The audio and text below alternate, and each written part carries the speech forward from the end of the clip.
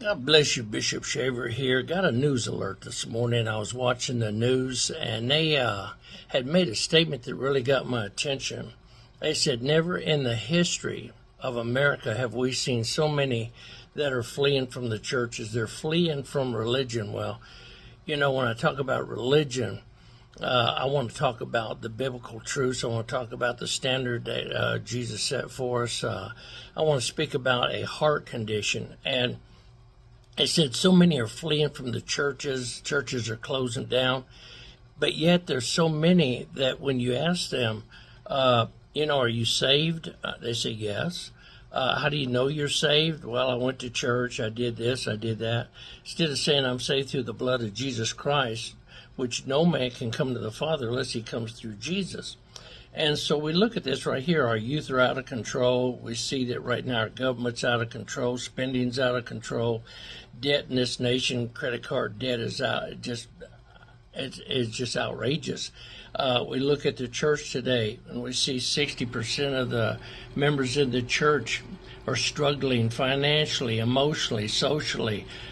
We look around and we see that there's fear that has gripped the hearts of many. They call them conservative, but I call them Christians that don't want to, announce their beliefs because they're afraid of, what the enemy's going to say. And, that Goliath out there screaming and cursing our God. And just like, Saul and his men, they were scared and they were hiding. They were like, this Goliath is so huge. And, but a little shepherd boy named David came along. And David said, is there not a cause? What are you doing? He knew the power of God. And, he says, God gave me the strength. I killed a bear. I killed a lion. Listen, tell me what God can't do.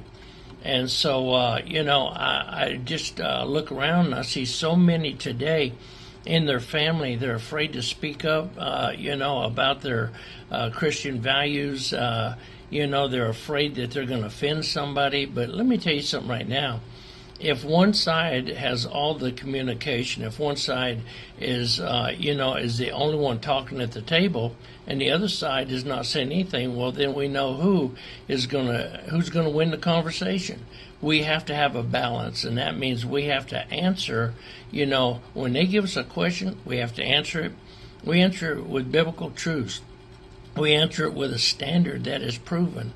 And so, deception thinks right now, it thinks that it's the law, the rule of the nation. We're seeing, today they say, it's Pride Month. We're gonna celebrate homosexuality. We're gonna celebrate all this pride. But then they said it's also PTSD, month. So they're trying to juggle this so that we can say, okay, we're going to honor those that have PTSD, TBI, traumatic brain injury, and all this right here, So we see this right here, that what happens is it's a mixed signal. And the church is trying to bring in a clarification of what the true signal should be.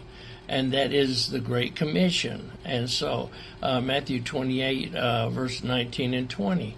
So, I just want to say that there is a very, very urgent message that's being sent out, and that is that we have to get back to the house of God. We got to get back to the standards of truth. We've got to alert our young people the danger of these drugs out there. There's fentanyl out there, and spice out there, Molly out there, lean out there. We're seeing all this that's happening out there. Marijuana that has THC that is more powerful than ever. We have to look and we have to understand that right now the enemy, John 10:10, the thief cometh before to steal, to kill, and destroy. He wants to steal your marriage. He wants to steal your children. He wants to steal your dignity. He wants to steal your conscience. And then what does he do? He wants to kill your joy. He wants to kill, that desire to be able to follow your dreams and visions. And so we see with this right here, everything that he does is going to be opposite of what God does. The devil wants death. Jesus gave us life. We see the devil wants sickness, healing, and drugs. We see that Isaiah 53:5, by his stripes we were healed. So we begin to look at this right here. We got to have a counter-offensive or the enemy will win. So I just want to encourage you today, get yourself up. We have prayer at 10 o'clock. If you can't be here, join us wherever you're at 10 o'clock. We're praying for the nation. We're praying for those in the body that are sick. We're praying for those that have been deceived to come into the clarity and the focus of the truth. So we want you to join us. And also, if you're in the area, we're here at 3310 Florence Road.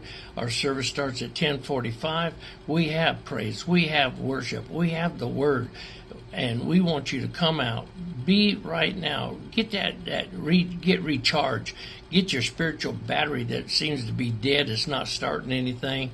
You're not starting vision and dreams and maybe healing ministry, and women's ministry, men's ministry.